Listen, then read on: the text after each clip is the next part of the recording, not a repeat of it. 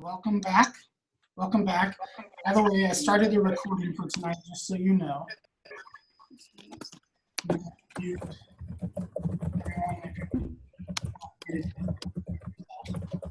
Then we'll unmute selectively.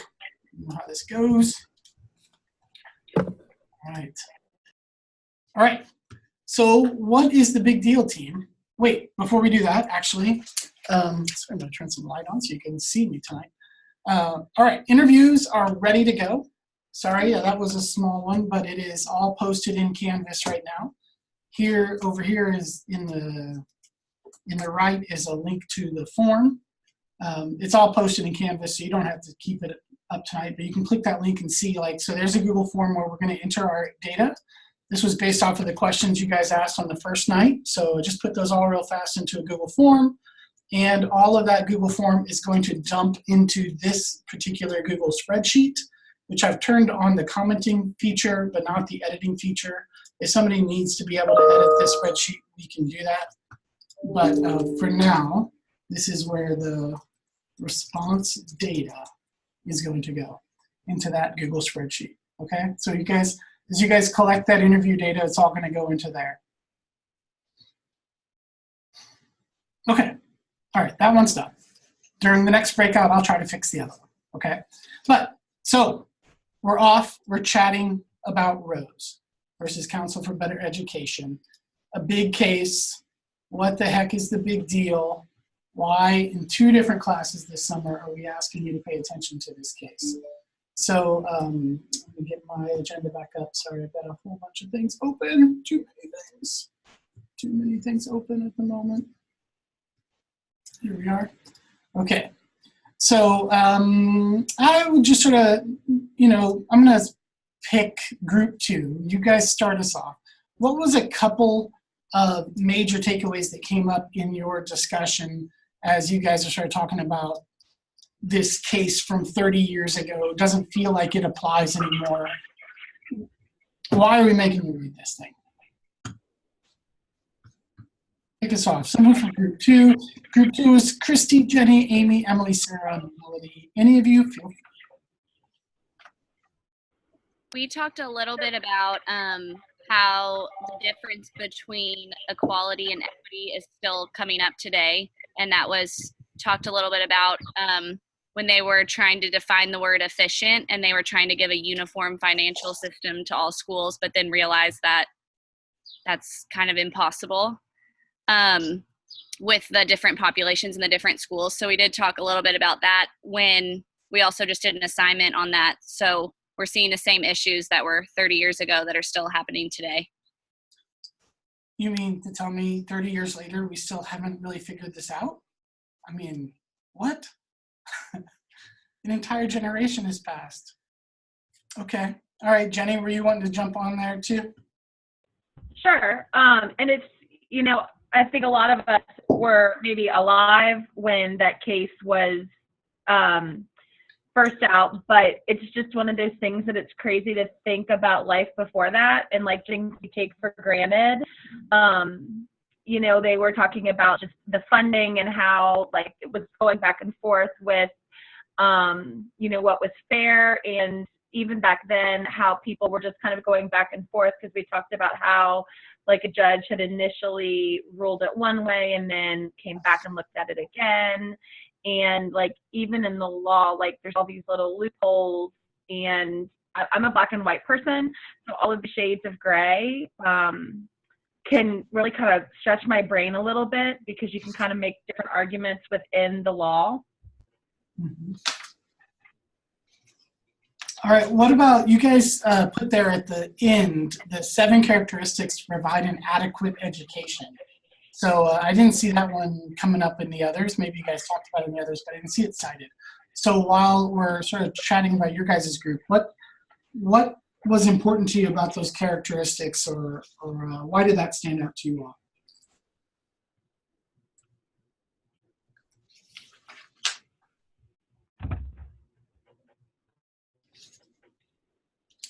It's out to me just because we spent all this time trying to define what efficient and adequate means, and there were just all of these lists of of things that we needed to consider to provide children an efficient or an adequate education, an education that makes them able to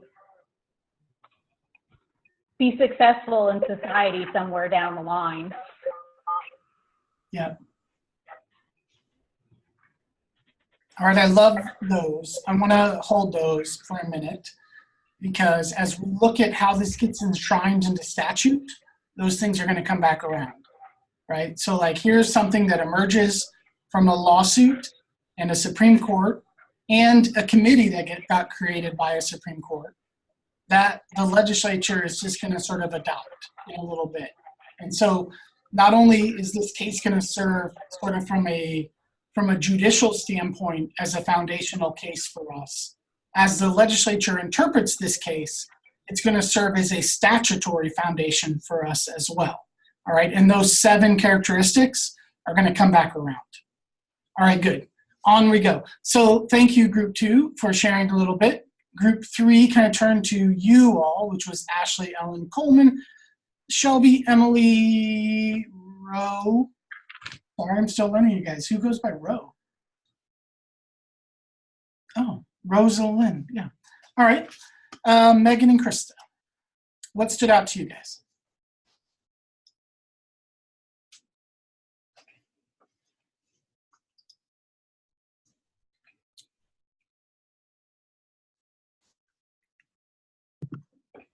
I'll speak up for what Coleman had brought up, like to be able to turn around and, question, can you sue them, was something that we were talking about, just wrapping our heads around, because, as teachers, that'd be kind of like us suing the principal or the superintendent, and that's just something like you don't really think about doing. And then, it does come into question, well, can you do that? And so we kind of discussed that for a little bit too. Yeah, can you sue the legislature?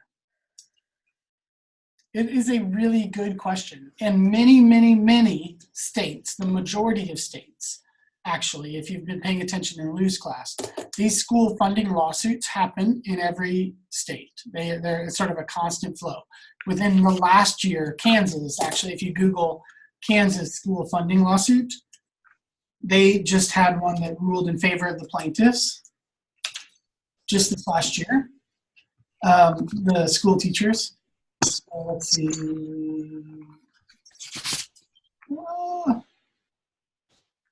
Yeah, sorry, I'll pull that case real fast. Anyway, Kansas just had one. There's sort of a constant flow of these cases. Many of them, I grew up in Illinois, and the Illinois Supreme Court consistently, for all time, still to this day, says this is not something on which the legislature can be sued. This is not a question available to have a lawsuit on. This is a core legislative function. The courts have no role in intervening in a legislative function.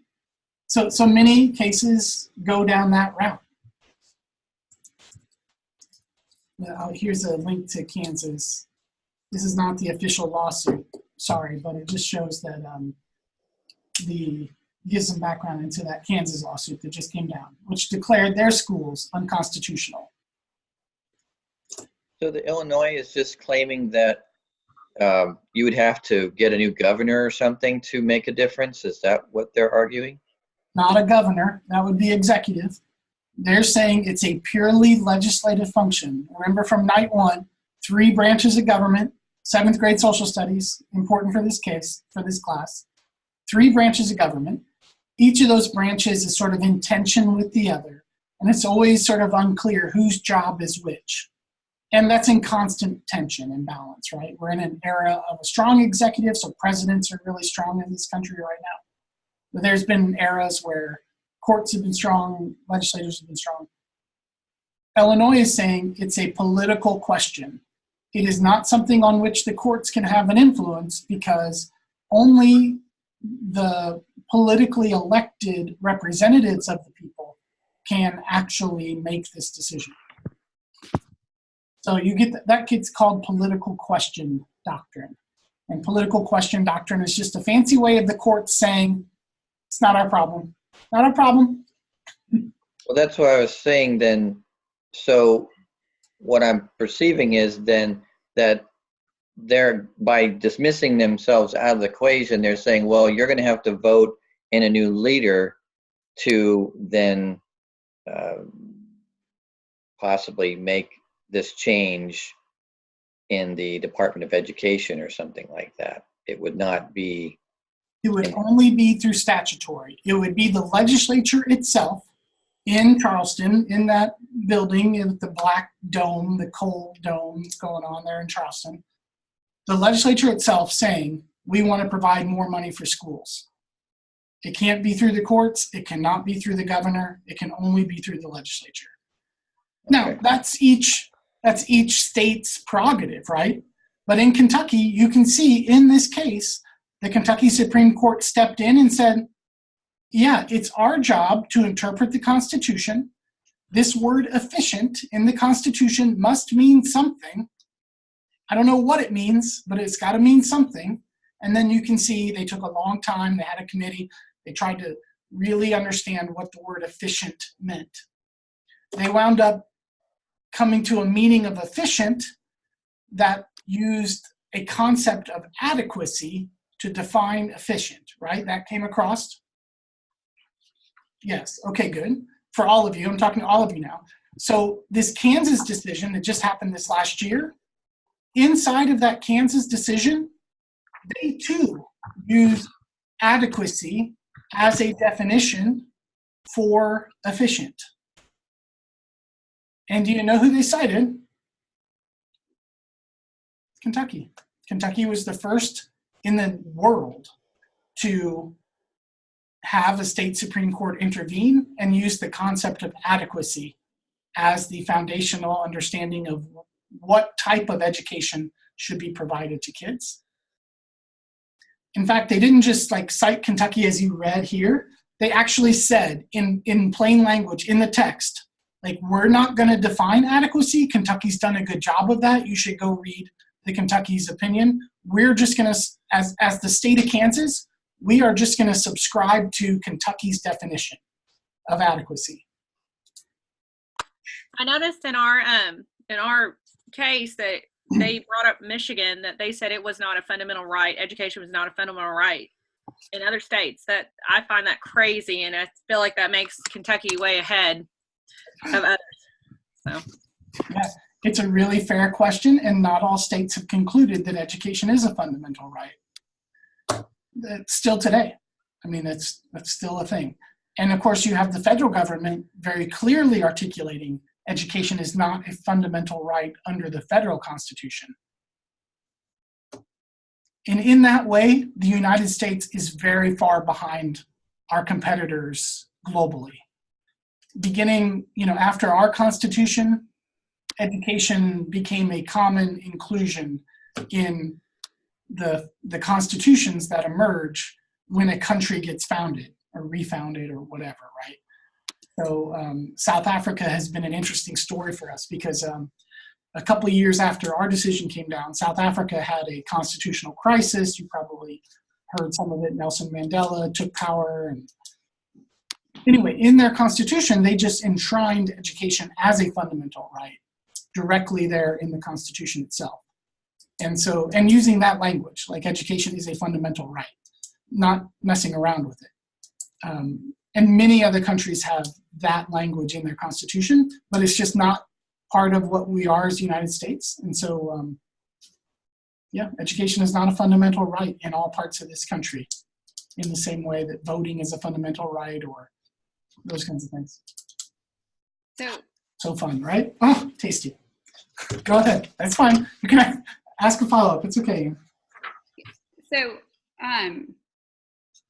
I guess my question is, is when we talk about like what is a fundamental right, and of course as teachers we're going to feel like, oh, well, education should absolutely be at the top of the list, but I can also imagine that military would also be at the top of the list if if your responsibility in the world were to defend our nation.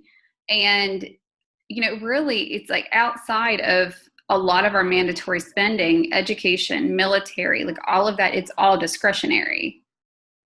All of it is. And it's like I'm almost wondering now when we talk about, okay, well, is it a fundamental right? I mean, voting is it's a civic responsibility. So when we look at, okay, well, is our civic responsibility to educate our students? Because when we have informed students, then they, obviously, we want them to be participatory in government. We want them to be engaged and be able to contribute to society productively. I don't know. I guess it's interesting because, like short of making, creating an amendment and making it law, in making education law, I don't see where it's ever going to become mandatory. Our only mandatory spending, it's Social Security. It's because we have Social Security law of 1935, I think, 32, 35, Franklin Roosevelt. something like that. Sounds about right. Do what? Yeah, sounds about right. During the 12 years of Franklin Roosevelt, because he took some liberties with how long someone can be president. Oh, with the 22nd Amendment? Yeah, no, I'm just. Well, he didn't do that. They did that after him because he was elected to 4 terms. But I guess the thing is, I mean, unless we create a law that everybody has to go to school, and I just wonder if, would that violate equal protection? Would that violate, whose rights would that violate then? Well, we do have such compulsory attendance laws, right? So it is mandatory. It is mandatory that kids go to school by statute. It is mandatory. It's not mandatory in the Constitution, just statute. Right, but that's state by state because of the reserve powers, right? It's up to the states how they want to play it. Okay. All of our states have implemented compulsory attendance. It does actually bring up a really interesting religious dynamic. The first case to ever test the compulsory attendance laws was a case, I think, called Wisconsin v. Yoder. Damn it, I don't know if it's Wisconsin. Anyway, okay, good. People are nodding. Let's hope it was Wisconsin. Anyway, Yoder's in there. And so it was an Amish family who said, because of my religion, I shouldn't have to go to school. And they won, right? So we have, we had to back off of compulsory attendance for religious reasons. But we do have compulsory attendance by statute, right? Not by constitution. But we don't have constitutionally education as a fundamental right. Anyway, this case, though, if you had to ask the question, is education a fundamental right in Kentucky? The answer is yes, because we have a state Supreme Court decision that says education is a fundamental right. The only reason it is a fundamental right in this state is because of this Supreme Court decision, right? This is why we make you read it, because education is a fundamental right. This is what an adequate education means. This is the things we're trying to accomplish for kids in their education. It all got written into one state Supreme Court opinion, and that's why this is the foundational case of all Kentucky education law. Oh, so tasty. All right, group 1, anything else come across for you guys? Well, you were talking about the 7 essentials of an efficient system, but what those led to was our goals for our educational system. Oh, no. Right, so tasty. The series of goals of the Commonwealth schools also gets enshrined in statute, right? And we're going to look at those next. What else? CARA was a direct outgrowth of the decision. Absolutely. That also is what's remarkable about this event, right? Yes, we have an awesome state Supreme Court decision. We have a lot of things that are going right here. However, even with all of this judicially going right, the legislature, remember, the legislature is being sued. Jack Rose is the president of the Senate, right? The schools are suing the legislature. Normally, legislatures don't react well to that. And so the legislature could have said, screw you, state Supreme Court. We're not going to pass new laws. Right? We don't care if you think the system's unconstitutional. We think it's constitutional. So go to hell, Supreme Court. And that's exactly what New Jersey did. The New Jersey Supreme Court said, hey, the whole system's unconstitutional, legislature, you should fix it. The New Jersey legislature said, no, thank you for your opinion, but we're going to run the schools. Thank you very much. So New Jersey's had ongoing school finance litigation for decades, generations, because the legislature really, really doesn't want to actually do what the Supreme Court wants them to do. So the fact that Kentucky's legislature sort of reacted positively to this whole thing, also a remarkable incident. And I also think that that has created a legacy in Kentucky. If you have to go back, that moment where the legislature sort of did set a little bit of partisanship aside and put the education of the children in front of partisanship, I think that's always been with us in Kentucky.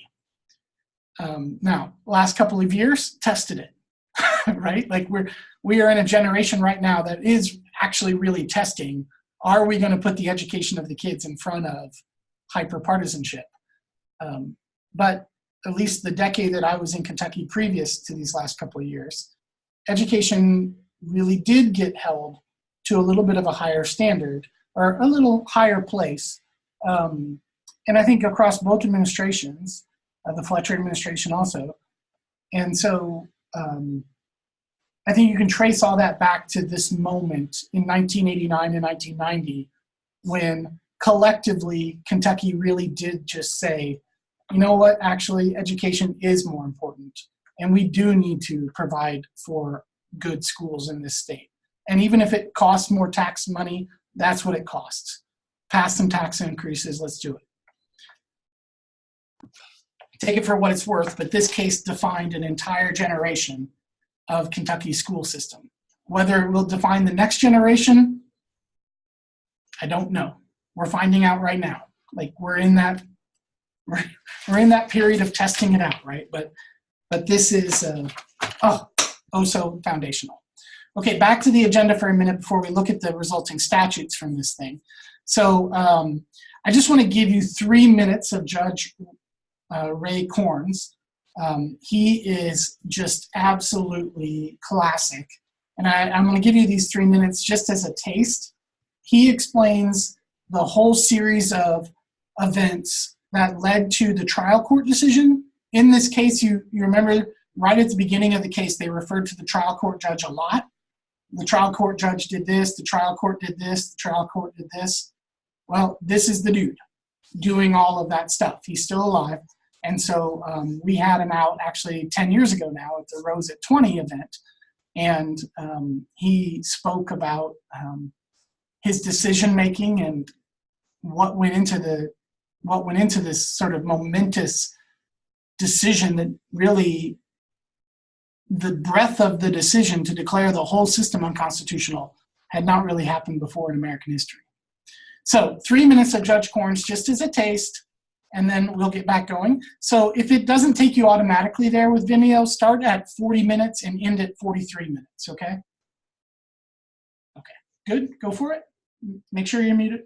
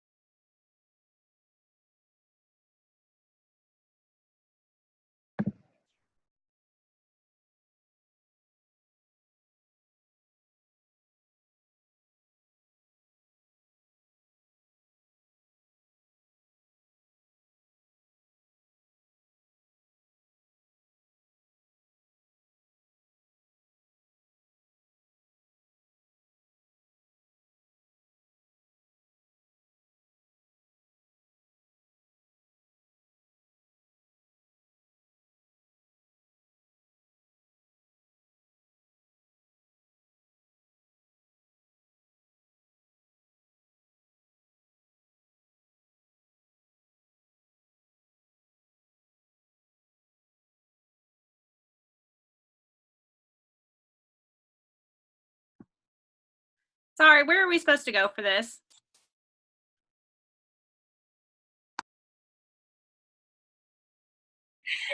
There's a link in the agenda.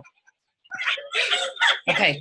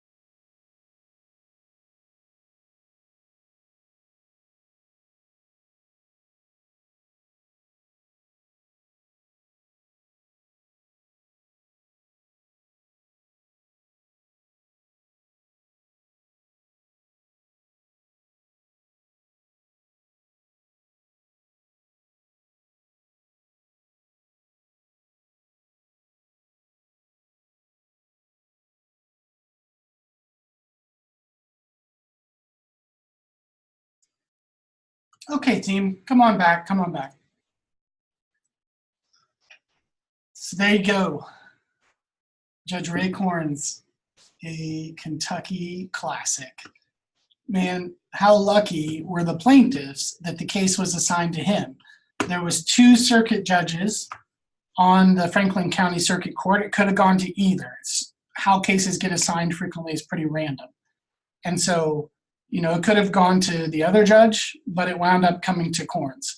And here you had a guy who, as you can tell, got some preacher in him. I mean, he was courageous and willing to take the big risks to declare the system unconstitutional. Now, no one thought he would. You know, it's such a huge decision that everyone sort of assumed he would pass it on and just let the Supreme Court intervene only if they wanted to. But because he declared the system unconstitutional, it forced the Supreme Court to have to take the case. And he knew that, right? And so he wrote his trial court opinion such that it would force the Supreme Court to take the case and force them to have to consider the issue of whether or not the schools were being properly funded and were adequately run. And so, you know, he's a real player. There's so many great players. I just want to give you a taste. There's more. Deborah Daugherty is the attorney for the plaintiffs. She was in that same video. Below that is in the agenda. There's links to Governor Beshear that spoke. Karen Alexander spoke also. So you can go check all that stuff out if you want to check it all out. It's there at Vimeo. So good. So is this I don't know if this is an ignorant question, but so the man we just listened to was doing kind of a pre-analysis of this and then forced the Supreme Court to take it. That's a typical, I guess I'm not understanding procedure. That's okay. That's okay. It's a good question. Reinforces our learning from night 1. So you can't just take a case to the Supreme Court. It doesn't work that way. You have to start at a trial court. So, and you know this because you can think of in every local county in every state of the United States, there is a courthouse. That is the local trial court. And so any case has to start there. If it is a federal case, then it can start at a federal court, and there's one of those in each state. There are 2 in Kentucky, one in Lexington and one in Louisville. And then there are branches of those, actually. So you can take a case in Pikeville, but it will be coming through the Eastern District of Kentucky, which is in Lexington. Okay, so you've got to start at the trial court level. Then you can go to the Court of Appeals, and then you can go to the Supreme Court. In this particular case, when a whole law is declared unconstitutional, the Supreme Court can step in right away. So there was no middle ground in this particular case, but it had to start at the trial court. They happened to get a trial court judge who was custom made, like central casting for what you would want in a trial court judge to make a decision like this. And that's the video. You can watch the whole 40 minutes, like he goes on, and we were laughing the whole time. Like, he is a entertaining guy. And so he was the trial court judge, and he knew how hard it would be to get the court to even take this case. And so he put a lot of effort into crafting a trial court opinion that declared the whole system unconstitutional. However, so that's a crazy radical move. But he then assumed the Supreme Court would come back off of his opinion and overrule parts of his opinion, maybe keep some parts of it. Little did he know the Supreme Court's intention was actually to go even further, not only to declare the whole system unconstitutional, but to force its rebuild and to define adequacy, right? Like, all of that stuff in there. Judge Corns had no idea that was coming. So it actually, the Supreme Court wound up going even further than he thought they would go. Which brings us to the legislation. So I want to just briefly, I don't want to spend much time because we've spent a lot of time on Rose already. Just take a look at 158.645 and 158.6451. So these 2 pieces of legislation emerge directly from this case. Like, the same language that emerges out of the case gets enshrined into statute. This is massively foundational to our Kentucky education system. All right, so I want to I'm going to split you up into new groups, talk to new people, into 4 breakout rooms this time, just for fun, and automatically put you guys out there. If you're in breakout room 1 or 2, do the 158.645 and a couple highlights to share. And if you're in rooms 3 or 4, do 158.6451, my favorite statute, and a couple highlights to share from that one. Okay? All right. Just a quick review, just to mentally get it deep in our head, how Rose translated into statute. All right, go.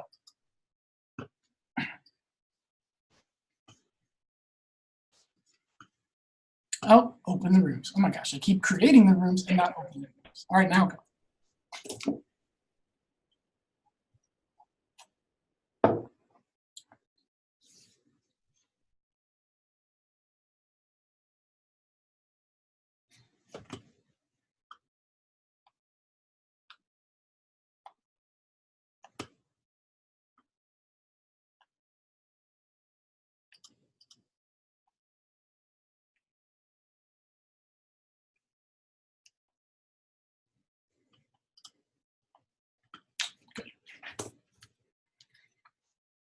All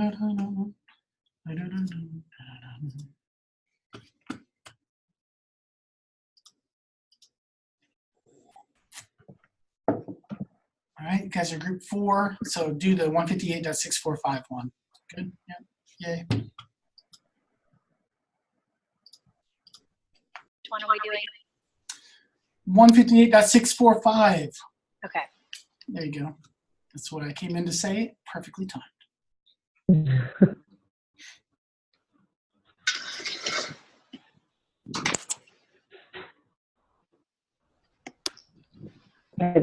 This outlines pretty much what they provide for what we want to.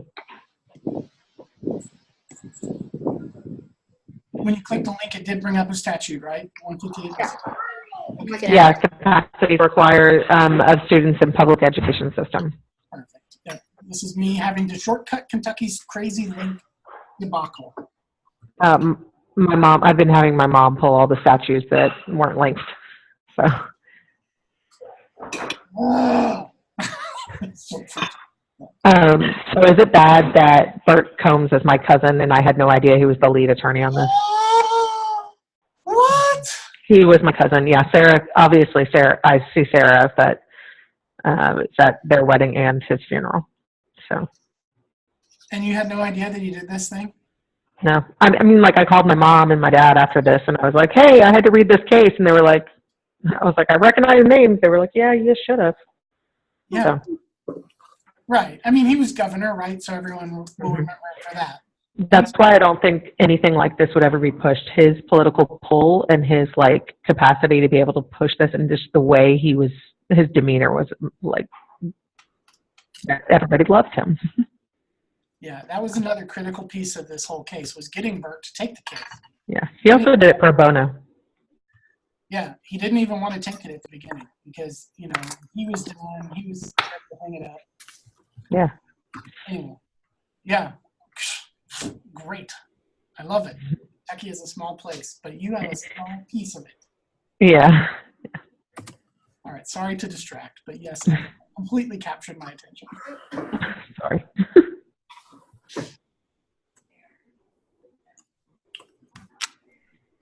Starting to be tackled as part of a curriculum, because maybe there's a deficit. And I will say this, that in the past couple years, Fayette County is out of beds for students who need mental health support. And this might be a reaction to that they're also seeing that they need to help develop this side of the child as well as their intellectual. So it is happening.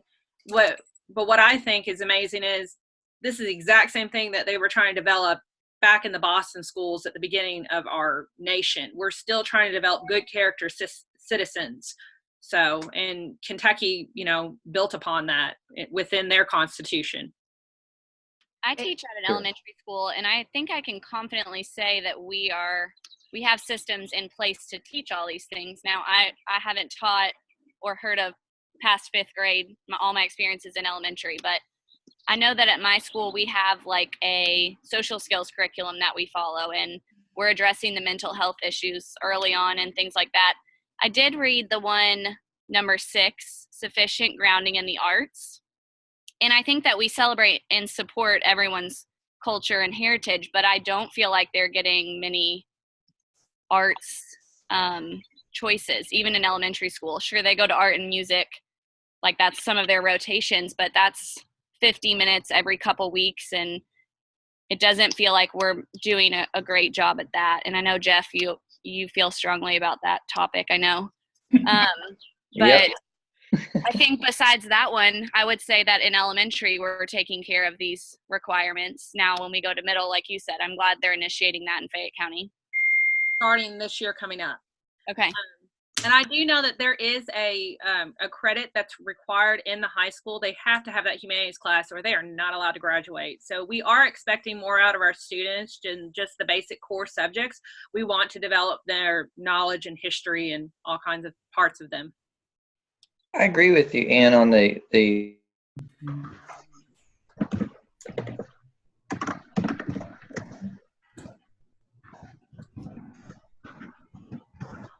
Yes.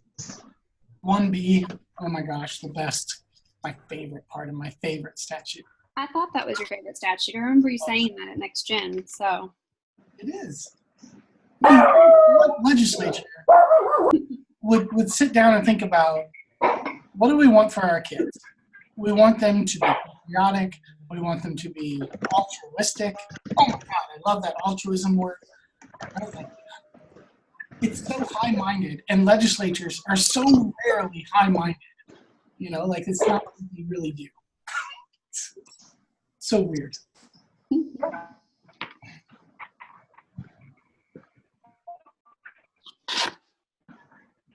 So for our notes, I also added, after graduate profile, many aspects related to school report card, and then improving the whole student, because I feel like this is not just academics, not just your test score. Does that make sense? What I put there, I was keeping it brief, but Courtney, I love your background behind you. Me? Yeah.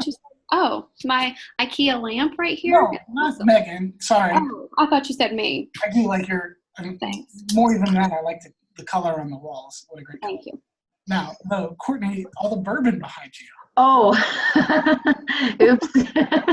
I'm not drinking any bourbon right now. I was just going to comment that, like, maybe for the principal interview, sit in a different chair. All right, sorry to distract. Very bad about that. I'm going to close rooms and take the minute if you need it, and I'll see you back. Okay.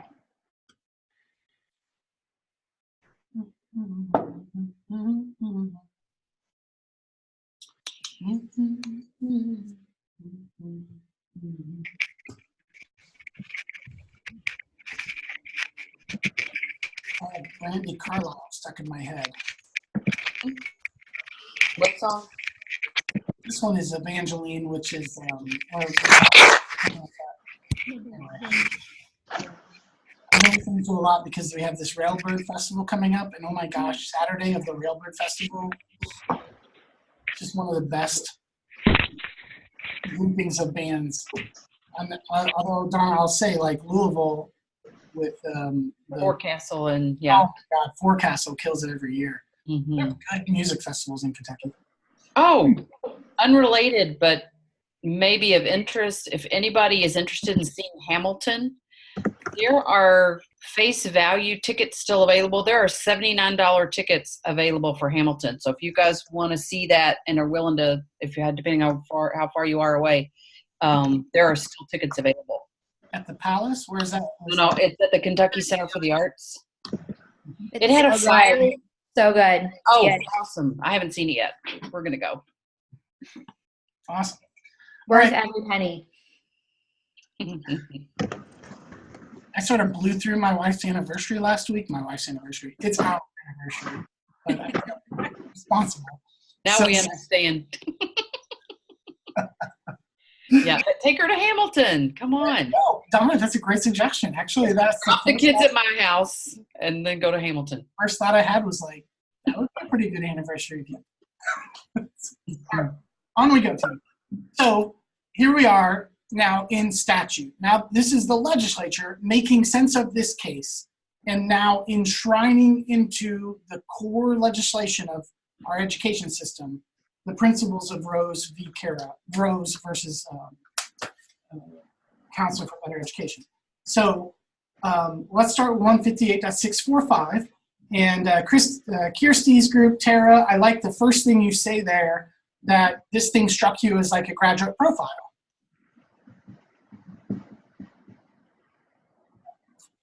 Go ahead, take it away, group one. Give us a little insight into your discussion. We worked a lot last semester as a cohort with the graduate profile with Next Gen and all of that. And I just feel like when I saw this was that it looked just like a graduate profile. You need communication, you need self-knowledge, you need to be able to collaborate, all of those kind of things. And then we talked a little bit how we feel like it's taught for a while in elementary school and then it just is touched in middle school and high school again. So the fact that a lot of schools are going to a graduate profile hopefully will address some of those needs a little more. Yeah, awesome. It absolutely is, right? And it drove me crazy when the Kentucky Board of Education adopted a 5-part graduate profile this last year. I don't know how many of you noticed this thing. When they redid the Kentucky high school graduation requirements, which are going into effect now, they talked about having like a graduate profile as part of that. And I'm like, what the hell? You have a graduate profile. It's in law. It's been there for 30 years. Why are you trying to adopt some new profile? We already have it. Now, if you're not happy with what's in that, like we could go back to the graduate profile. It feels like it could use updating, right? Like it does feel a little bit out of date right now. Not a lot out of date, but a little bit out of date. But like that's the thing to do. Don't be just creating some new thing when we have in our foundation an existing graduate profile that says the point of schools is to do this for kids. Ugh, yes. I do find it odd that, I mean, I've only been a teacher 5 years, but I've never seen that, what we just pulled up. And I feel like that's something that I should have seen by now. I thought the graduate profile was this amazing idea. I didn't know it was already there.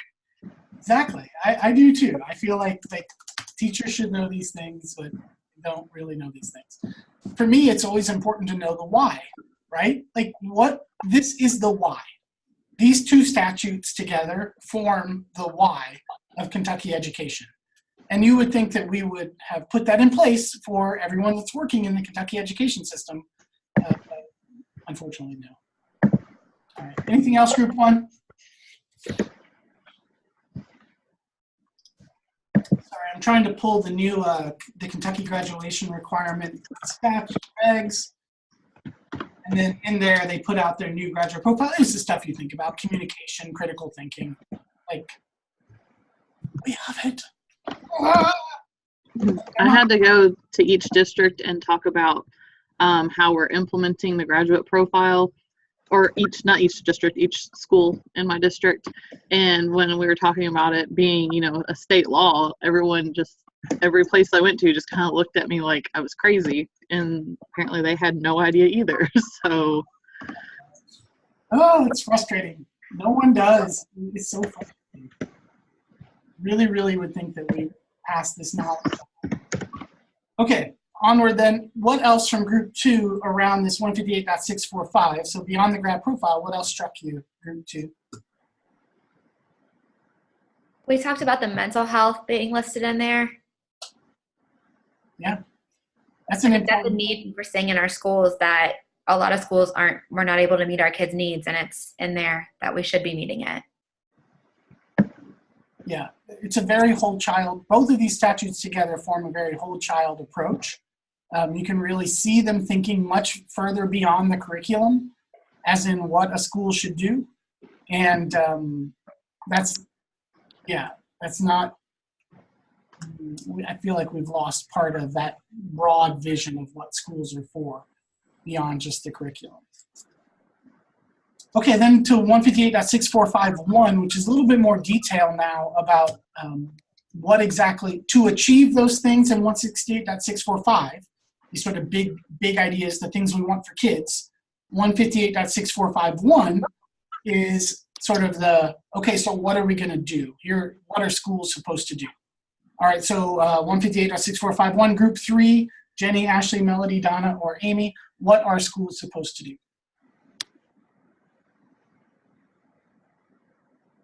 I guess the quick answer is everything. I mean, that's some heavy lifting there for one of our team members said, as if teachers don't have enough to do, like you look at all these aspects of what the requirements are. And it's the model curriculum. I get, it's just, if we were to craft from whole cloth a person from Kentucky, what would they need? This is a weighty list, but we also said it was very much read like deeper learning and performance-based learning, personalized learning, whole child learning, all of those that are now trending. And I think once again, it's everything new, whatever, we're seeing this now come up in this sense of what's the new way to teach kids, but it's been there. It's already been around for a long time. Yes, I love that. That's why when we talk at Next Gen, we say we're not doing anything new. This was all there. And the same kind of vision of what school should be was there 30 years ago. Mm-hmm. I mean, it really was. And a whole bunch of smart people. It took an entire lawsuit declaring the whole system unconstitutional. But in all of that was this broad vision for schools in terms of what we should be achieving for kids. And I feel like we got lost in subsection 1A or 1B, not even 1B, just 1A, right? Like math and reading. Stop. And we lost a whole whole bunch of what school is for. And if school needs to be for all those things, then how we approach the concept of school probably needs to be different than a math and reading factory. So anyway, you can see why this is my favorite statute at Next Gen, right? Like the whole foundation for a deeper learning education system is right here. It already. We did not talk about this in our group, but what strikes me too is if this is the model framework, this is what it's supposed to be. A couple of years ago, we were in danger of completely losing social studies as a requirement, and there are several pieces of this that you couldn't do this unless you had social studies. And the new guidelines for social studies for high school it's for all, it's K through 12, but if you compare those to this, the inquiry, sort of this driven inquiry model, that's what this is asking us to do as teachers, and there's a lot of pushback on that. So I find that just very interesting. Yeah, this is why it's my favorite statute. Pull it out anytime you need it, principals.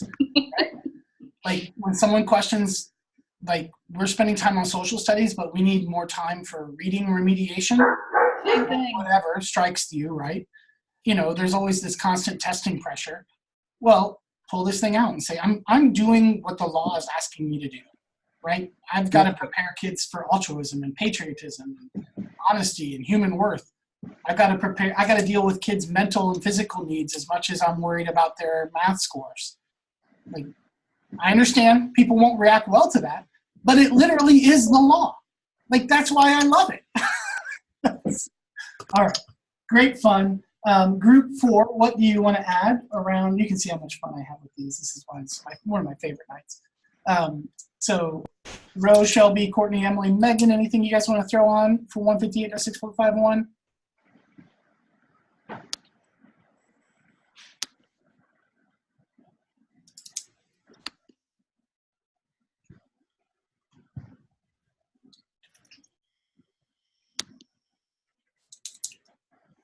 I like the connections to the school report card. Like if this is what schools should do, and 158.645 is why we have schools, then you would think the school report card would speak to all of those, right? And it speaks to some: attendance, graduation. A few of us also said that we noticed these as district goals, and some of these components are included like in our district's mission statements. Nice. That's good. It should be. Right. There should be those explicit connections. Your district's mission statement should cite to these laws, honestly. Anyway, okay. All right, let's take a break. We're done now with Rose, Kara, but it's worth this time to reinforce how important that moment was. It has shaped an entire generation of Kentucky education. My hope is that it will shape another generation of Kentucky education, and you all as principals sort of need to know what it is you're trying to run, the systems you're trying to lead, why they exist. What do we mean when we say kids should be prepared in a holistic way? Well, we mean these things. Here's 7 things that we mean. So, that's the deep foundation that I feel like it's massively important for you all to process as you think about leading these schools in the future. So let's take a 10-minute break, let's take a 9-minute break and come back at 7, turn our attention to SPDM law, and we'll see how much of church and state we can enjoy tonight. But I want to get us started on this SPDM path, because this is where your big project comes from this semester. So see you at 7. We'll get started on that. One quick question. So as I was reading the case study assignment, I guess I was confused. So the one that is in there, I could technically use it? You could, but I want to give more options too. So if you want to wait for a minute and get some more options, I'll put some more options in there. But by a minute, I mean like I'll need a day. That's fine. I leave on the 16th of June, and I want to try to get that done before this week, so that all my assignments are done before 24th. Wow. When I'm out of town. That's good. So I got all the quizzes and stuff done except for the case study. I'm going to look at it right now and just confirm. I see that Krista's hanging out in the room as well right now. So let me just have a look while we're here on break. Okay. And sometime in our tonight, I'd love to know, and it's bugging me, at some point, if the legislature continues to go rogue and they decide to completely strip away or go a different direction from the law, I would like to know, how do you hold the legislature accountable ultimately? What are you talking about? West Virginia just did it this year. You get a whole bunch of people and you march on the Capitol. Okay. That's about all there is, Jeff. I'm sorry. There's not a lot of better answers than that. Yeah. Well, I guess I felt at a loss. Like, what am I supposed to do if they ignore their own law, of such? But okay. Yeah, I mean, when your legislative systems are not behaving as you would hope they would behave, your first option is votes, right? Like, vote them out. But there's a lot of reasons why there's a lot of power in incumbency. There's a lot of power in special interest groups. There's just a lot, and we all know it as Americans. We know some of our flaws. And if those flaws come to the point that you feel like you're not being listened to, then, well, you got to do something else. And the legislature, we vote them in, but then the ones that changed or made their own stuff was the Kentucky Department of Education, right?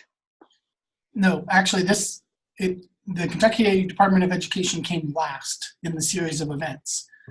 First, the judiciary declared the system unconstitutional. Then the legislature rebuilt the system. It was only after the legislature rebuilt the system did the executive branch, the Department of Education, put rules and regulations around that. And you actually didn't even get very good rules and regulations. So as we talk about SBDMs here, for instance, that came out of CARA also.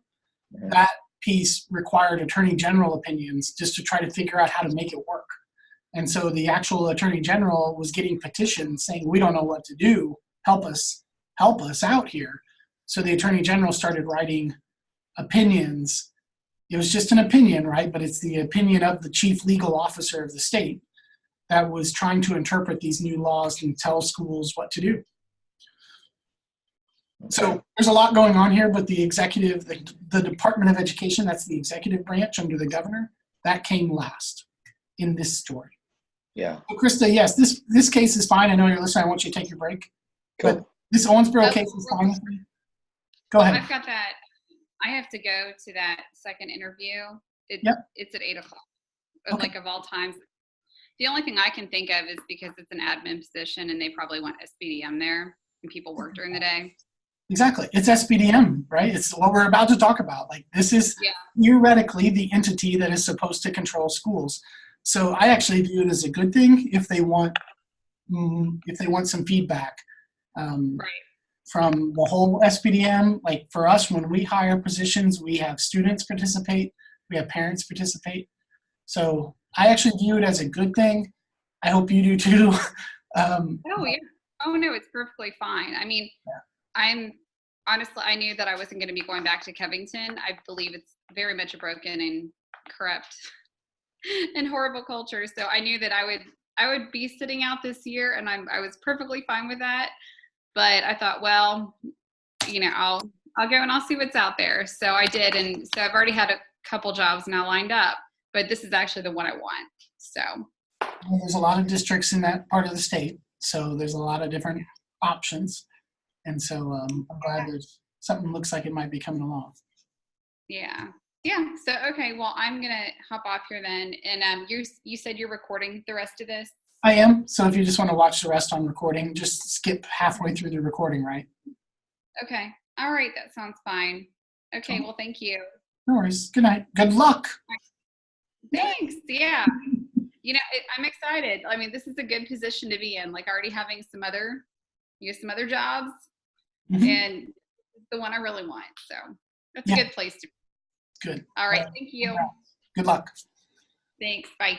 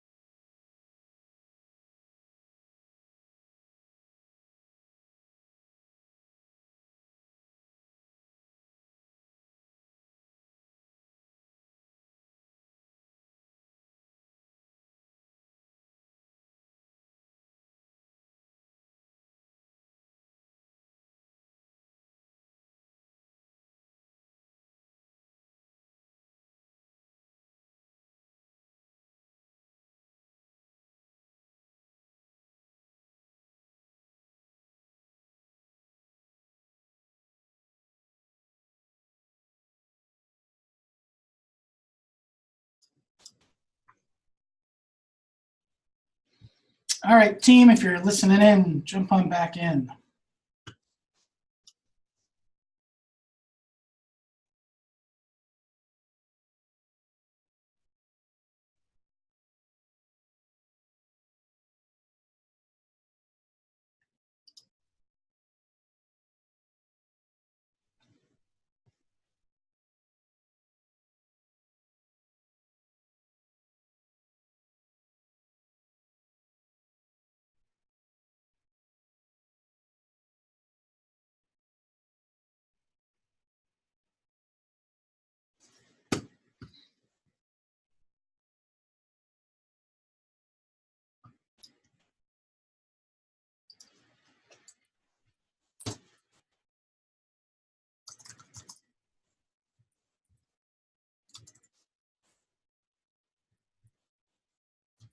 Hey, Justin, it's Donna.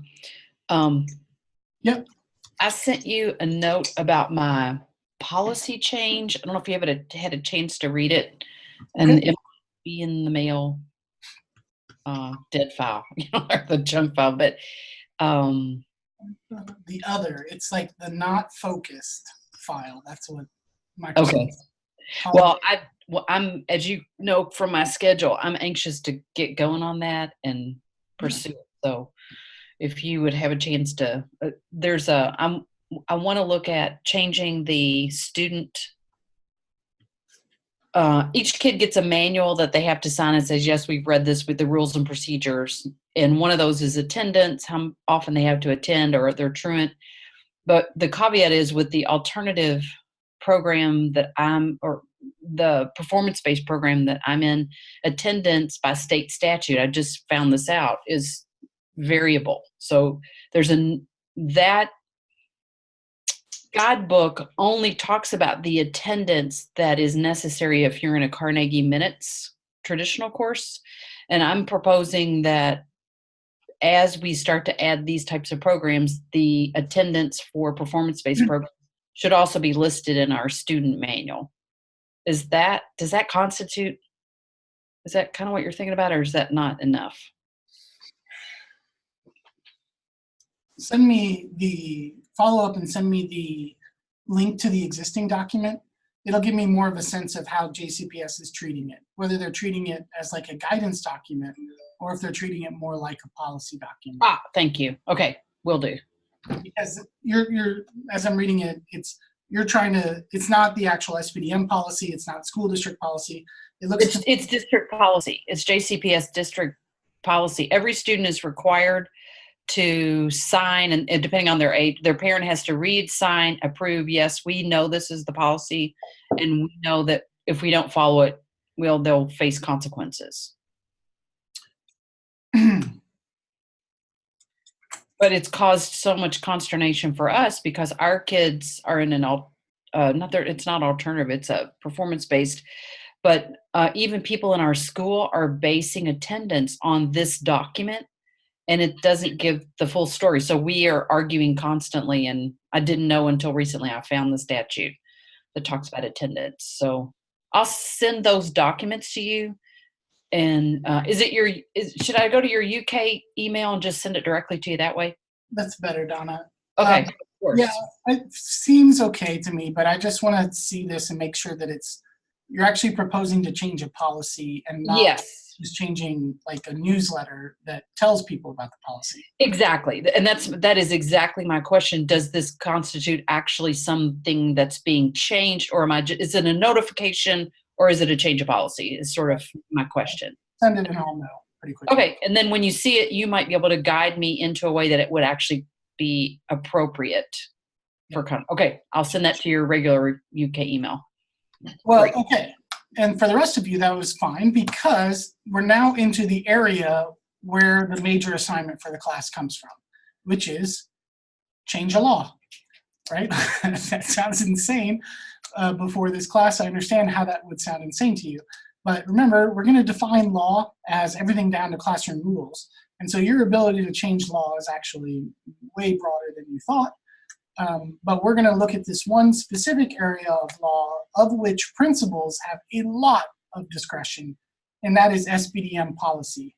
That is the specific area that I really want you to be targeting for your discussion tonight. And thank you to everyone that posted in the discussion board. I tried to thank everyone in the discussion board for putting your district policy as well as your SPDM policy, or in Coleman's case, the LCA policy. And thanks to Jeff for doing some extra work to track down the district policy of the neighboring district. So, and we have an SPDM member in the class too. Remind me, who is the SPDM member? All right. Well, we have 5 current SPDM members. So Ann and Tara, Emma, yep, Megan and Kirsty are all current SPDM members. So this is just you doing your job anyway. So kudos to you, because you're supposed to be doing this, SPDM members. And you may have done something in the last year that you want to build off of for this particular assignment. All perfectly fine with me. Or there could be something that's coming up ahead for you guys. Maybe it's changing your bylaws. If you want to get into bylaws, that's a little more procedural. Most people choose to do something substantive. But if you want to get into procedural things in the bylaws, okie dokie. All right, so let's talk SPDM, and specifically talk about SPDM in the context of this paper. So one of the things that Kara did, it was such a high-minded law. Inside of this moment in 1990, when Kentucky is rethinking everything, right? Like that's what the Supreme Court challenged the legislature to rethink everything, and the legislature took up that challenge. So one of the things that the legislature rethought was how to govern schools, and to insert a new layer of governance that did not exist anywhere else at this level. So Kentucky is one of the very few states that has an equivalent of SPDM law. So if you spent your entire career in Kentucky, it's going to feel completely natural for you to have a school level decision-making body. But in almost all of the 50 states, there is no school level decision-making body. It is the school board, and then the principal runs the show at the school. Also keep in mind, though, that many other states have many, many more school districts than Kentucky has. Kentucky has 143 counties, 44 counties, I don't know. Who knows these numbers? It's in that ballpark. And so we have a lot of... 120 counties. 120 counties? Yeah. Where the heck did 140 come from? I don't know. I'm sorry. You're thinking big. No, I don't want to break up any more. There are already too many of those things. Yeah. So, okay, 120 counties, but 173 or 2 school districts. I don't know. We consolidate one every couple of years. And so that's a relatively low number of school districts relative to our number of counties. Just the county that I grew up in Southern Illinois, and there's not very many people in Southern Illinois. It's a small rural part of the state. There was something like 5 school districts. And so most other states have many more school districts. And so the school that I grew up in was a single school district. It was a high school district, which was different than the middle and elementary district in the same town. So other states approach these questions very differently. We have Indiana students sometimes in our classes. They have things called school corporations. Like they just went out and called it what it is. Gotta love Indiana, just going for the honesty. It's a corporation. We're just gonna call it a school corporation. And so they have school boards that govern school corporations. That one also is weird. Anyway, okay, so Kentucky winds up with this thing called SPDMs, which is this layer of governance that very few other places have, which creates a problem. Who's in charge of what becomes a very frequent question. And this question is coming back stronger than ever right now. And you know why? Summit. Any of you in a Summit school that's currently using Summit? All right, Megan is Emma? All right, Emily. Okay, gosh, I'm sorry. I'm trying to remember. So, so in Summit schools, things are getting interesting right now. And that, you know, we sort of had, at the very beginning in 1990, over the course of the next 10 years, there was all kinds of confusion around SPDMs. Who's in charge of what? Do we really put SPDMs in charge of curriculum? No, surely we didn't mean that.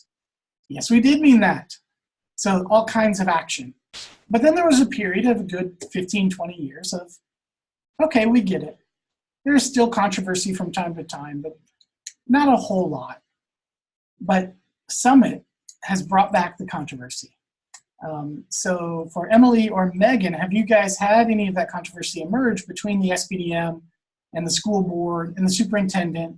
Like, a lot of people think they're in charge, but we have some specific law that says who's in charge of curricular decisions. So has that come up? It's not come up for Emily. I see you shaking your head. Megan, has anything come up on that front for you guys? We don't use Summit at Lemons Mill. Oh, not at Lemons Mill, but it's in Scott County. All right, Ashley was the one I think that raised her hand. I'm sorry. So Ashley, for you, has anything come up? Yes, there's a bunch of pushback from the community, so much as to our superintendent did not get renewed for next year. Yeah, and a lot, yes, which is not my favorite story, and I'm sorry about that because I sort of like Steve. Not a little bit, I liked him a lot. I thought he was a really good leader. And your CAO, Kathy House, is also an exceptionally good leader. Absolutely. You guys have really strong leadership. So I'm sad to see the story go in this direction, but here you go. This is exactly the real tension that's existing right now, and Summit's causing this tension. So SPDMs can make these decisions around curricular choices. Remember who's in control mostly of SPDM? Who has the most seats on SPDM? Teachers. 5 of you in the room are on SPDM right now, right? So here we are, we're letting teachers have control of the schools.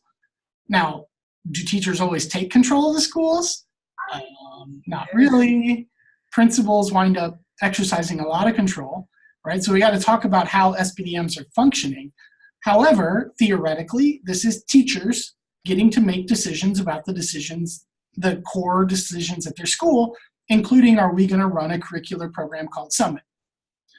Okay, now local community members who got elected to the school board think that that's their decision, right? And they're not so keen on teachers making their own choices here about how to run schools. What can school boards control? Well, one of the core things that school boards control are whether or not superintendents are renewed.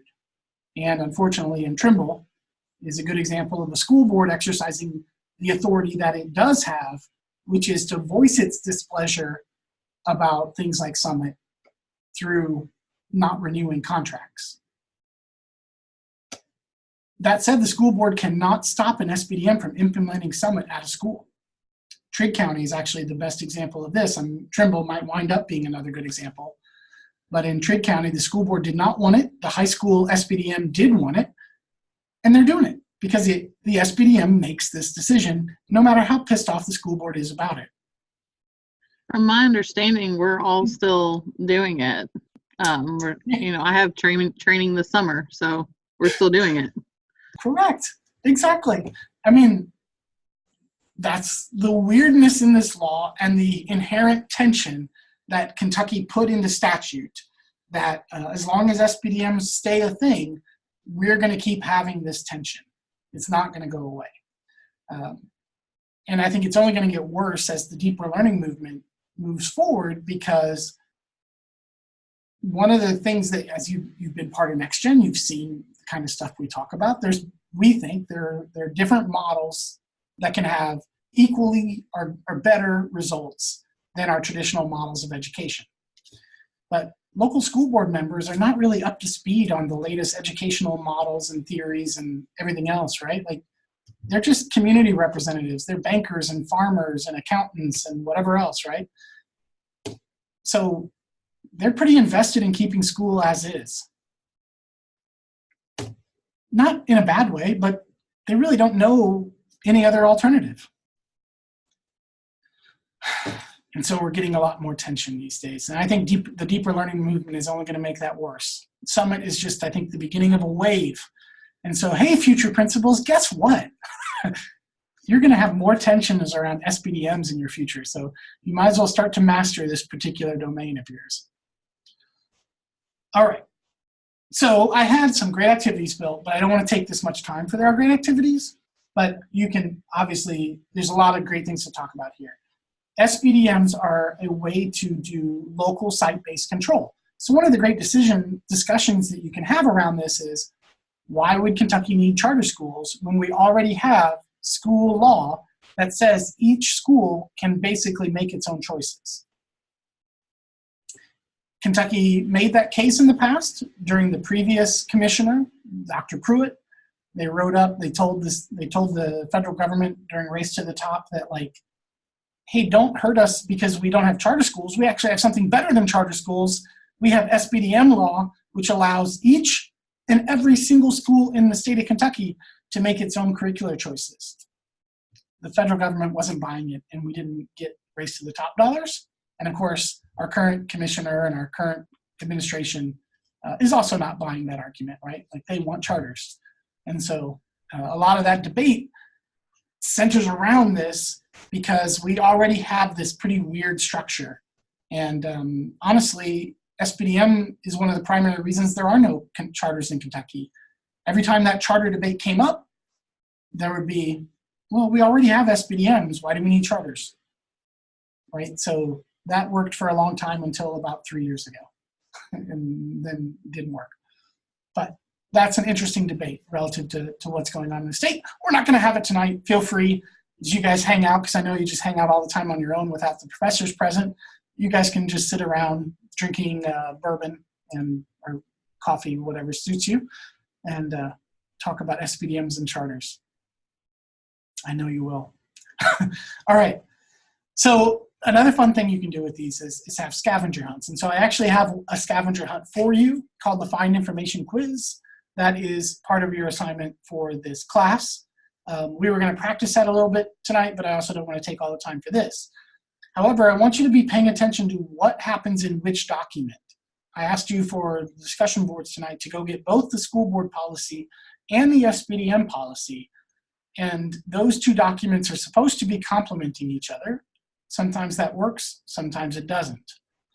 In those spaces are great spaces for you to be paying attention to how you might make an addition or a subtraction that could improve the local legal functioning at your school.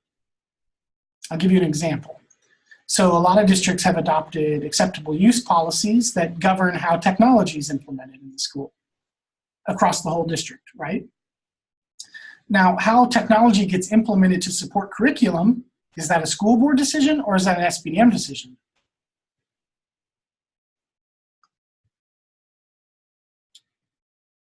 Yeah, a little hard, right? And so you could easily have an SBDM that says, well, we're going to do technology this way. And then you have a district policy on technology and then a school policy on technology that wind up in conflict with one another. That's a perfect opportunity for you future principals to come in and try to help resolve those kinds of situations.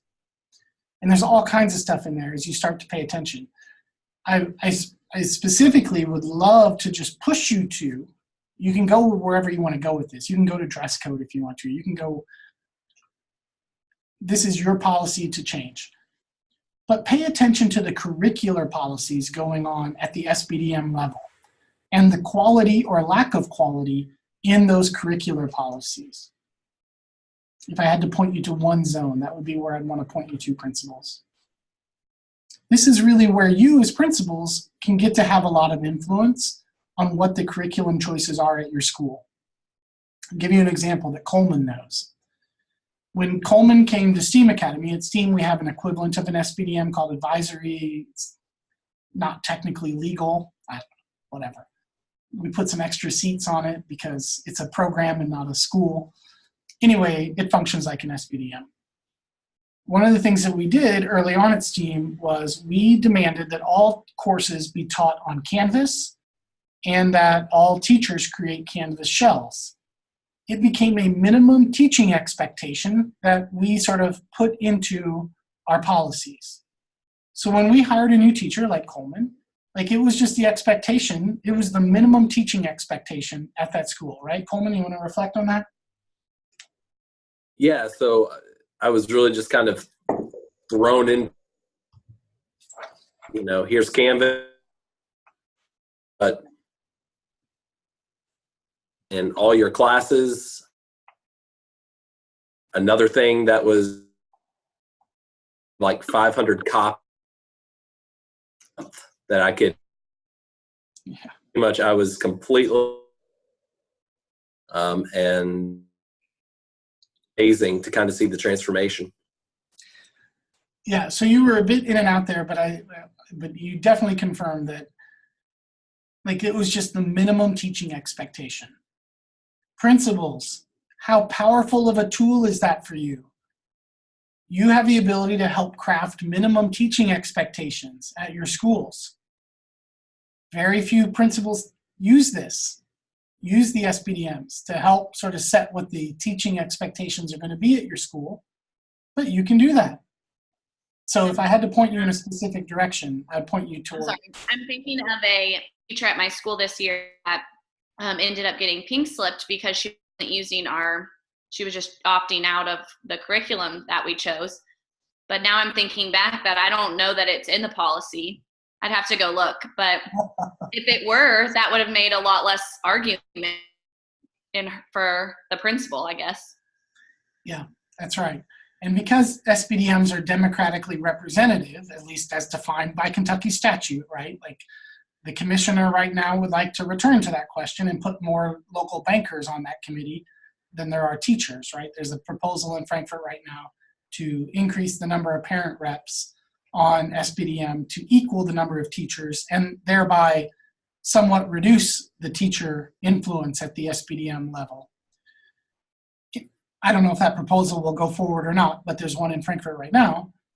Nevertheless, at least theoretically, this is democratically representative. And to Kirsty's point, like here you have a democratic body setting a minimum teaching expectation into policy, which then becomes a really powerful tool if a teacher goes out of compliance or goes off into left field and sort of steps away from where the SBDM wanted the teacher to be.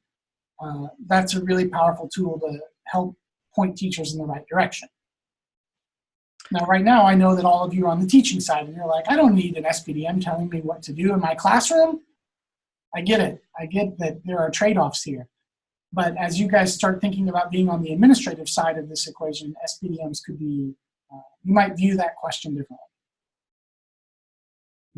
So I've seen on our council, I've been on our council, I want to say for like 3 years now, and I've seen how at our district level, our superintendent is finding ways to circumvent or go around SBDM and control what's happening in his district. We were told that we had to, without being told, we needed to adopt a particular language arts curriculum. We're going to give you the books. Don't not accept it. You won't be supported if your test scores don't reflect because you didn't use our curriculum. You're not going to be supported. Same thing is happening this year with science curriculum. We're not going to turn down anything free, but it's interesting that if you don't do what you're told by the district, if SBDM goes against it, that could reflect badly for our school. Also, on the other flip side of it, the administrator that hired me at my school left, went to a high school, went against his SBDM, and was fired for it. So it is a extremely powerful tool for parents as well as not just administrators. So it has some bite to it and some teeth. Yes. And you brought up some really powerful points right there, Ann, in that you have, yes, SBDMs can control questions like what textbooks get used. And so in Fayette, right, you're in Fayette, I'm guessing, Ann, because this is where the controversy happened. You had a central office that wanted to adopt some textbooks and put a lot of money behind it, right? I mean, millions. And so, you know, there was millions behind an initiative to try to get everyone on a common set of textbooks functioning from the same page number on a given day. All right, the wisdom of that decision will pass over at the moment, but that was the effort. Now, I don't know if Colton, you were probably still on our SBDM you weren't on SPD, our advisory when that happened, but the power of knowing these laws is, of course, we knew these laws at STEAM. And when that thing came down, we said, absolutely not. That's insanity. We already know how we function. We already teach all of our courses on Canvas. Teachers are custom building each one of their courses. We wouldn't, for the love of God, we're not going to go away from that. And because we knew we had that power, we didn't subscribe to the full textbook model. We implemented parts of it, but not all of it. That's SPDM. Now, let me finish this, and then Kirsty, go back to you. What Ann said was also right, which is a school district can respond to that. School districts at the school board level do have control over finances, right? So they can say, I think one less teaching position for you this year, right? And you guys are doing the school budget right now. So, if that school budget came in $50,000 or $100,000 less, well, that's a lot harder school budget to deal with. And so, there are consequences. It's a difficult tension of a relationship, and Fayette County was exploring that tension over the last few years with those textbooks. All right, go ahead, Kirsty. I was just going to say, when I was in Fayette on S a couple of years ago, this was the big topic. We actually denied, like you did. We said, no, we don't want that program. Like, we don't want to do it. What we're doing is working. And they sent in people from the district to sit down with us and explain to us why we should be saying yes. We still said no. And then somehow we got bullied into saying yes. Principal was like, there's going to be bad things happen if we don't say yes. Like, they're going to be in our building every day. They're going to look closely at our test scores. They're like, this is one of those things you just have to say yes to. And we were all like, well, we voted no over and over. But we just kind of got like bullied into that program that we didn't feel was what we wanted to do. So this is the tension that you guys are pursuing these jobs, right? So can you imagine how this thing went? So the SPDM was clear that they didn't want this thing, right? And that's a lot of teachers and parents on that committee. The principal then, once a week, they usually have district admin meetings. At district admin meetings once a week, usually Fridays, they are just harping on pushing the textbooks, right? And they're pushing everyone to get in line, get in line, get in line. And so, the poor principal gets put in the difficult position of trying to reconcile district initiatives for which millions have been spent with local teacher and parental priorities, which may not at all comply with where the district wants to be. Unfortunately, it's going to be your job to try to figure out that tension. And in Kirsty's case, it sounds like the principal really, really wanted to resolve the tension and have the SPDM cave on the textbooks. Now, was that the right call? I don't know. It's not my place to say, right? Those are complicated decisions. But that is the tension that's been created in Kentucky law. And you all are going to get to live with. Let me say, though, because right now you're thinking, God, SPDMs are a terrible thing. Look at all the trouble they're causing. So let me argue quickly in favor of it. It's one of the most democratic education systems in the country, in that by creating all these little micro-democracies, and that's what I call them micro-democracies, and micro-democracies have all kinds of problems, right? SPDM elections are a nightmare. They should comply with election law. They don't. Like, the band boosters should not be running the SPDM election and then a band person gets elected. Terrible. Like, all notions of elections in a democracy are out the window at SPDM. Still, all these little micro-democracies make for this highly, highly decentralized, locally controlled, democratically enabled school system, which many, many, many deeper learning advocates will tell you is what we need. And so, one of the reasons we're getting a lot of new tension in the system is because Ashley schools have adopted Summit, right? Like, local democratic decision, better or worse, that decision got made. And, obviously the results may be not yet fully in, but that local community around the middle school and high school have made the decision that this is better for kids, and we're going to do it. Interesting times. Oh, I love SPDM. really, go ahead. Do you think that this kind of just points out potentially the lack of communication that was there originally from, say, a superintendent, from, say, the teachers, and in some ways by having this some small microcosm of democracy evolve overnight? You know, I'm saying it's creating the clash, and all I keep hearing from the people who are even on these committees, they're not sure what the position is from the superintendent. They just know they feel pressured. To me, that smacks of lack of communication. Yeah. Yes, right. Leaders matter a lot here. Superintendents matter, principals matter, assistant superintendents. Leaders matter a lot in terms of how are we going to interpret this law. Honestly, in 1990, when CARA happened, I think, if you want to know my honest opinion, I think that Kentucky's idealism got a little bit out in front of our ability to execute this democratic system, right? Like, the theory of SPDM was a little bit enticing, and we didn't really know how to do it yet. And we still may not know completely how to do it. There's a lot of room for people to take advantage of those disconnects. And if you're a superintendent and you're on a 3-year contract, like you gotta make some progress in those 3 years, or you're out. You don't get a second contract.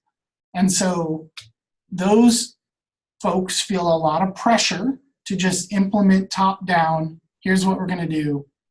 Just do it, right? All kids are going to be learning from the exact same page number on the exact same day. And that way we know there's some equality in the system, even if it's not equitable or adequate. It's at least equal. And so a superintendent pushes that down from above. Do they push it down with the, like, so here SPDMs is what I'd like to do. I want you to consider it, get back to us. No, that's not how that got pushed down, and that's not usually how it gets pushed down. It gets pushed down as a mandate. It's only the people that know that the law says they can't mandate that are capable of pushing back. And Jeff, as you can imagine, most people don't know SPDM law. Hell, most SPDMs, have you guys had to go to an SPDM meeting? Many of you go to it as a regular basis. Everyone been to an SPDM meeting? Yeah, almost everyone has. If you haven't, please go. Most SPDMs don't really function like a democracy. They function much more like a principal-operated committee. That's a leadership decision. How to run your SPDM. Do you run it as a democracy, or do you run it as a validation committee? I've been to SPDMs from people I respect, leaders I respect, who are good leaders, but they basically use SPDM as just a reporting tool. I did this. During the last month, I did this, I did this, I did this, I did this, I did this. Next month, we're going to do this, this, and this. Any questions? I've seen SPDM meetings run like that. Now, that is not at all in compliance with the theory of SPDM, what they wanted at CARA. It's hard to run a democracy, it turns out, as if you haven't noticed over the last 10 years. Like, running a democracy is a hard thing to do. And so when you bring it all the way down to the school level, it really gets hard. Getting people to even show up for SPDM, hard to do. Getting parents to run for SPDM, it's hard to do. The poor African-American teachers or parents, right? Like, we have to beg them, please serve on SPDM. And once you're on SPDM, you really can't come off because we need you. I think SPDMs eventually are going to need an overhaul, but I hope we never lose sight of them. But it's your judgment. It's your opinion. I do need you to know SPDM law, though, future principals. And so for your policy assignment, I want you to dive into that thing. Find something that you think can be improved, okay? Or if you want to do something that like what Donna's proposing to do, something more at the district level, It's fine with me too. It really is fine with me too. I want you to be playing with policy here, fixing something that you're passionate about, right? I want you to actually pick something that you as a teacher feel passionate about. Or if you're in a leadership position already like Coleman, or if you're on SBDM existing, pick something that you know you actually have to change. Okay, work on the problem that's really in front of you. It's fine with me. Dive in, and the reason I want you to try to be that authentic is the best thing to do right now, while you're still not yet a principal for most of you in the room, is feel this thing out. Feel what actually trying to change a policy feels like. You're going to be much, much more informed when it comes time to actually having to do it as a principal if you give it a full shot this time. Now, I can't mandate that you actually change policy. All I can mandate as a teacher is just that you give it a good, solid effort, and then it's up to you whether you want to take that next step to actually propose it. And then research it.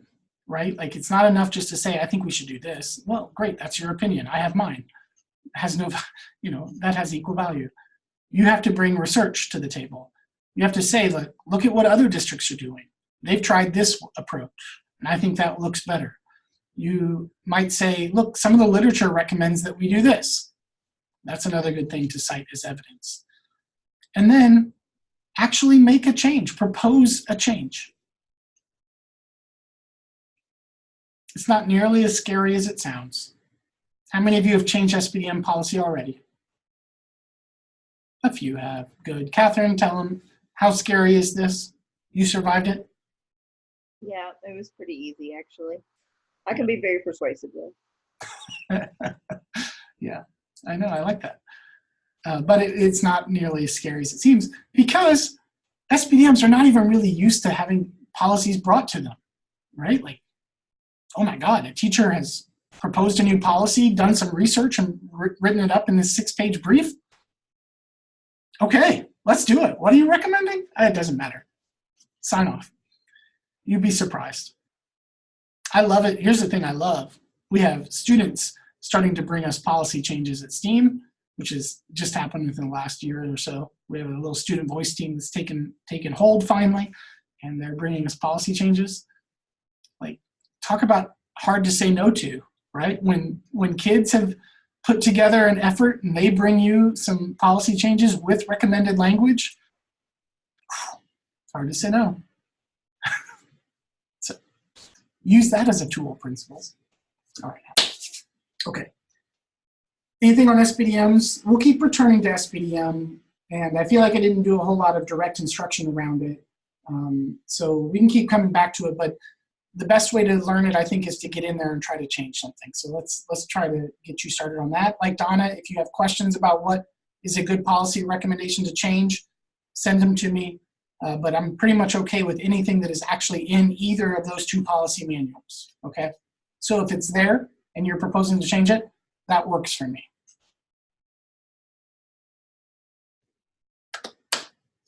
Little church state. This is the icing. You guys have worked hard up to this point. Thank you for diving deep into the foundations of our education system.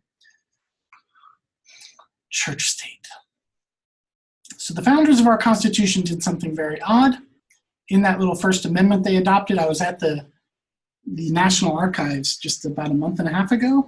I was in DC for a different reason, and I got to see the actual the original drafts of the Constitution, and it was actually the Third Amendment proposed. I didn't know that. Did you guys know that? That there was 2 amendments proposed before the First Amendment. So had those amendments been adopted, it would have been the Third Amendment. But those were rejected. And so it became the First Amendment to the Constitution. But in that crazy First Amendment to the Constitution, as I asked in the quiz, like, they created conflicting policies when it comes to religion. And unfortunately, public schools have to live in that conflict. And so that creates just this nightmare scenario for you principals. I'm sorry, but this is always going to be a tension every single day. So here's today. So scroll down. I put a link in from today because you can do this on any given day. You can Google church, state, schools, and get like, what's the latest controversy? So today, from Alabama, we have a football coach baptizing players on the field. Mercy. Now, you might think, oh God, who would ever do that? No one's from Breckenridge in this. Is anyone from Breckenridge? All right, good. When you talk Kentucky school law, I need to know each one of your districts. Anyway, yes. We have a former Breckenridge County superintendent in this state who also thought this was a good idea and sort of signed off on a football player baptizing, taking their football players to a baptism at which a couple of players got baptized. And the superintendent supported it. What? Anyway, so that's today. Clicking in, there you go. I see most of you clicking in and just following along. I don't want to get lost in this Alabama baptism, but pretty much every day. Look, they even put a Facebook post out because they were super proud of it. So, yeah, when you have pictures like that on the football field and all the football players standing around a baptismal font that happens to be a cattle trough, hard to defend. Anyway, that was today. Every day. Do it tomorrow. There'll be a new one. This week, we made the Washington Post's editorial column here in Kentucky. Good job, team. Because we as Kentucky are the first in now what is a national movement to reintroduce Bible classes into public schools. Now, we're teaching Bible literacy. We're not teaching Christian religion, at least theoretically, right? But that is, this has now created a wave across the states. And so I put a picture of, this is a teacher in Barron County. You can see the caption there that is teaching the Bible and its influence class to kids in Barron County. And then I pulled out and made big there the 2 paragraphs, which you can take a quick look at and see like what's been happening since Kentucky got this Bible literacy concept started. Take a quick look.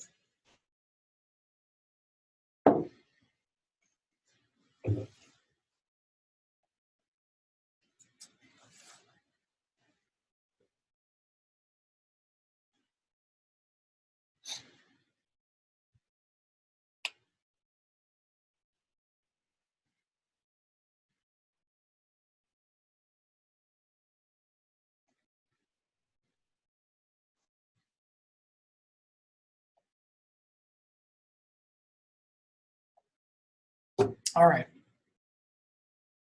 As you can see,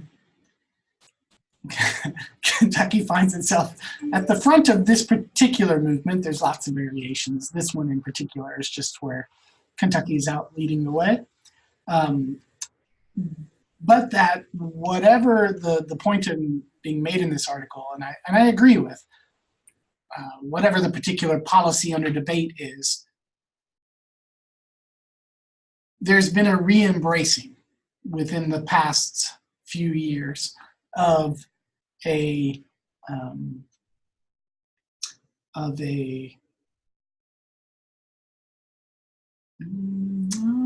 to know the right word here, the right verb, of an embracing of more religion, more overt religion at times in public schooling. And so we find ourselves in an era of sort of trying to re-embrace some of the Christian foundations that underlie much of our law. And this is not news to any of you, right? That this country was founded on a lot of Christian ideals. And so Hey, Justin. there's a re-embracing. Yeah, go ahead, Don. And just to kind of counterbalance that, I put a note in the chat. There's a organization called the Uberoy Foundation for Religious Literacy. They offer fellowships to teachers. Actually, I got a fellowship last year, and it's a week-long study. It happens around the world, but they did it in Louisville for the first time last year at Bellarmine University.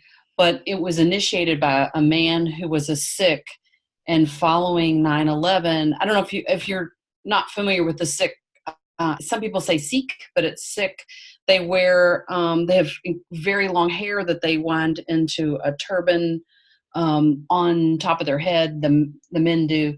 And he was attacked after 9/11 and called an Islamic terrorist.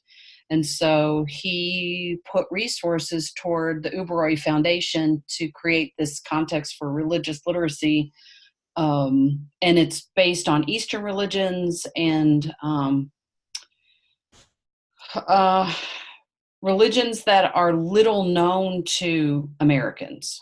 And so that whole focus for religious literacy is Hinduism and Sikhism and Islam, etc. So I guess just to push back in terms of that, it's a way to support developing awareness and cultural context and knowledge, as well as I think in Kentucky it has been focused on Christianity and bringing Christianity into the schools, just in my personal experience of who I've seen talking about teaching it. But there are some avenues for it that really kind of move into First Amendment territory that really are just about awareness and education and just the purest form of information and education, I think. Yeah. It's all here, team. We could spend days pulling this thing apart. Let's just take one. Let's take one and put us into groups and try to process one case. All right. And so down into the orange box, I of course, I'm always much more ambitious with the agenda than we can ever pull off. And tonight's the worst because we've got to talk about Rose, and you can see how much I just love it. But I do want to take a few minutes. Let's debate this Charlie Brown Christmas play. Emerged out of Johnson County a couple of years ago, and really brought up the hard decisions that principals face about where are we going to draw these lines. And so I'm going to put you out into 4 rooms, just going to recreate them again to sort of just get us keep talking to new people.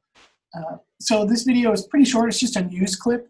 So watch the news clip, and then for about 5 minutes, sort of put yourself in the principal's shoes and sort of talk that through about would you have made a similar decision or a different decision, and how did you think this goes, okay? So about 5 minutes, then we'll come back to whole group. Let's sort of process one of these good church state cases from Kentucky. All right, good? Go.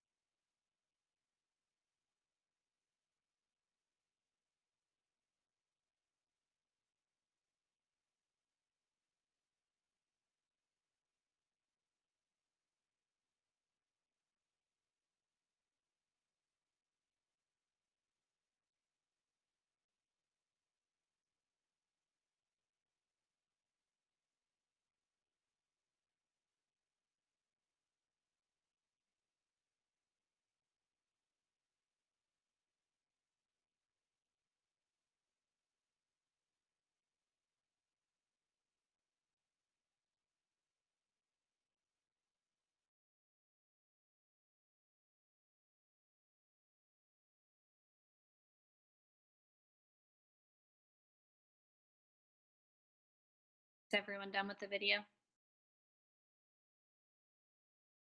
Okay, when I was watching, I didn't think it was going to end up that way. I think that, first of all, I don't know that that play should have been performed at all. Then nobody would have been upset in the first place. Being a Christian myself, I know that that's an important part of the play, but I also know the rules of church and state. So I know that that play probably wasn't the best choice.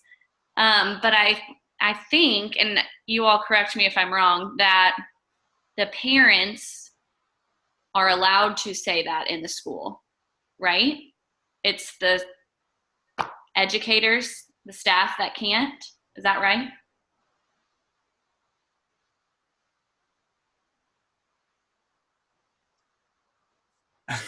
Like them standing up in the bleachers, I think that's their freedom of speech. Like I don't know. I might be wrong. What do you all think? Is it like yelling fire in a crowded theater?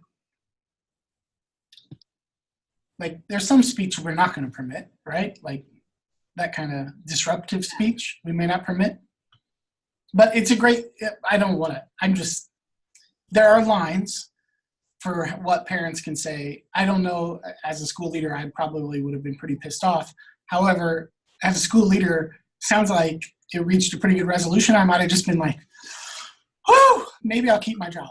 Right. It sounded like they were happy about it if there was cheers erupting. Now, that was a parent saying that happened, so I don't know if that actually happened. But I think the resolution would be to not perform a religious play in the first place. All right, good. I won't keep interrupting, but I love it, Kirsty. Keep pushing them.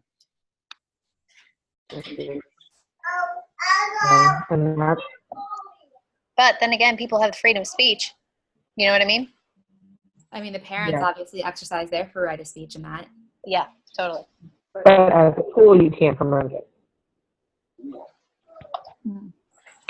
Right. So And even- as a government employee, as a teacher, you can't be the one Can't saying do it. right. Yeah. Or promoting it. Not weird. Play just in terms of how we have to be so aware of who our who's sitting in front of us, who our population is. Mm-hmm. And I think we would never choose a play, well, we're high school, but something that had a religious theme. I do not believe that would just be kind of hot button. I don't know. We probably would stay away from. And in our classroom, because I teach 5th grade, we do talk about some religious things and things like that, but we always just kind of frame it in, this is how some people believe and other people believe things, and it's just a part of history, but try to be super sensitive because the kid's sitting right there looking at you. You have to be so much more careful. Yeah. I think the part for me in that video that was most concerning was when they were protesting and there was a sign that said something along the lines of board members are going to be out if it doesn't get changed. Like, to me, I know that demographic is stereotypically very right and Christian, but like legally they couldn't do anything to the board members, right? Like that to me doesn't seem ethical or constitutional just because they disagree. I don't know. But it's still elected. Yeah. Right. I mean, worry about it. It's right. I don't know. Which is scary and naive. Right. Right. Yeah, exactly. I mean, every school leader in that district would have felt their jobs on the line in this case. And so with your job on the line, do you stand up for what you know to be the right constitutional principle here? Or do you give it? I can tell you, I would imagine, given how that turned out, and it seemed like people were cheering and maybe there's a bit of positivity, the school leaders in the back of the room had to be like, maybe we'll keep our jobs. Yeah. It was a tough thing. And even I've had people come up to me when I talk about this case at times, like how much tension was in the community when this was happening. There was so much tension, and it was so hard on the educators to hold the line. Yeah. Why didn't they just go to a church and perform it then?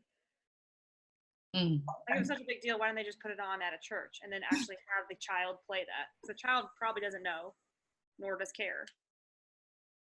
Yeah.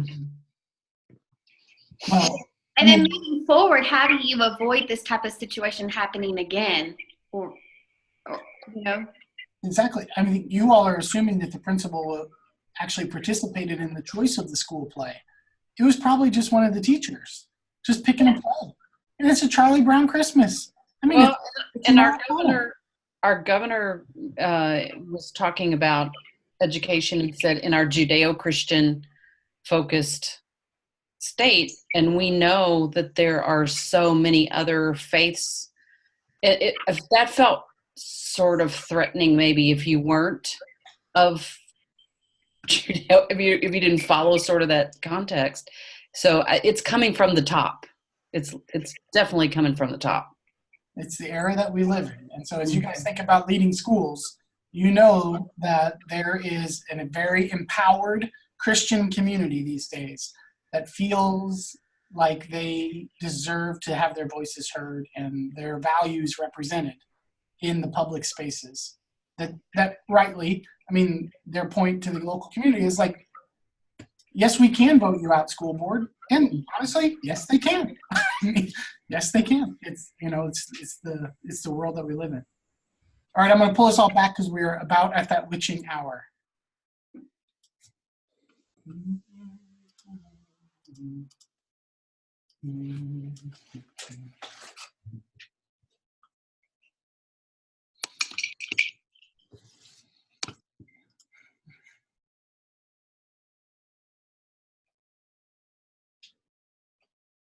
This one is so much fun. Church state. Love it. I know I'm not supposed to. There's just some areas of law, God, they deliver every single year. Makes for great cases every single year. Well, I wouldn't be surprised to actually see, we actually saw the Supreme Court get involved in this space last year. There was a Trinity Lutheran case out of Missouri where Supreme Court said you can't spend public dollars on private schools for facilities.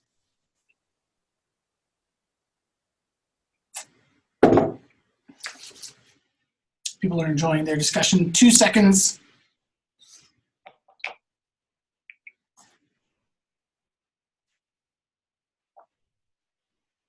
All right, welcome back, everyone. Look how much fun we can have with Church State. Oh my gosh. And there's a million of these, a million of them. I mean, they just go on and on and on. In my very first year teaching here at UK, which I'm not young anymore, but there was a point when I was young, I was teaching here at UK.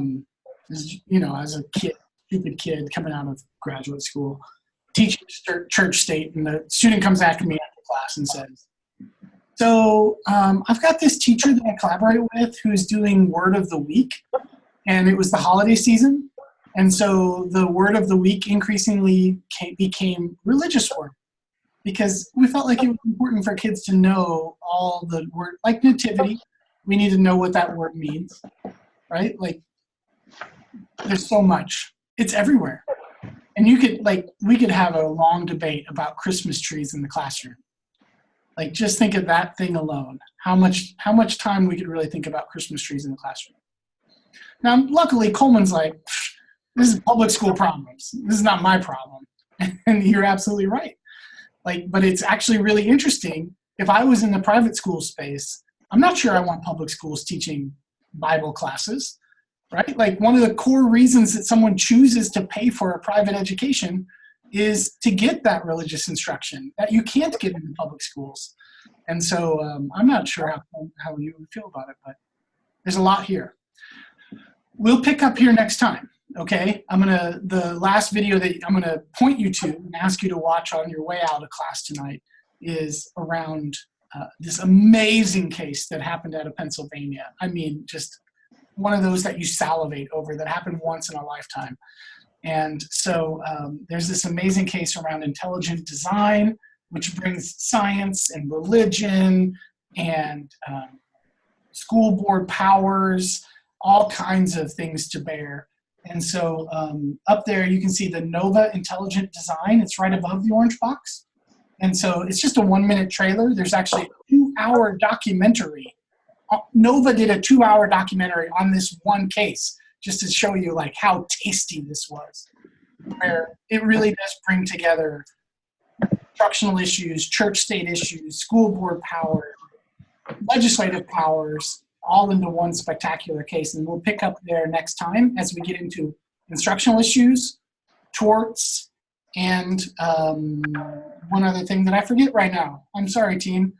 Same thing for next time.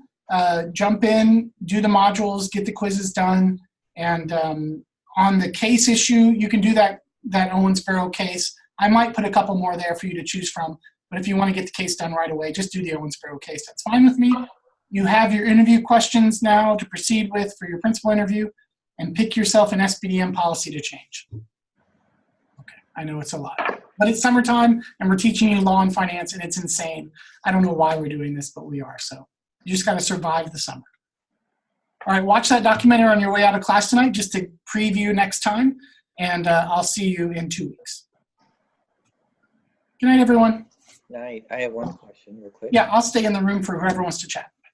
So again, I'm going to be in Italy on the 24th, or I might be on a plane at that point, of June.